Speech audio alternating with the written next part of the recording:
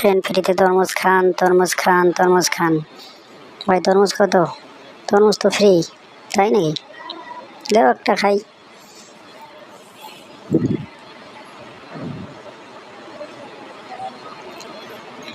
তোমার তরমুজ অনেক স্বাদ, আমার চাষ করা বাসার।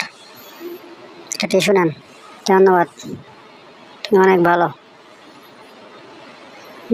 ভাই টিস্যুর দাম দিয়ে যান। কেন, আমি তো তরমুজ খেয়েছি। তরমুজ খেয়েছেন কিন্তু টিস্যুর দাম তো দিতে হবে। ও, তুমি তো বললে তরমুজ ফ্রি।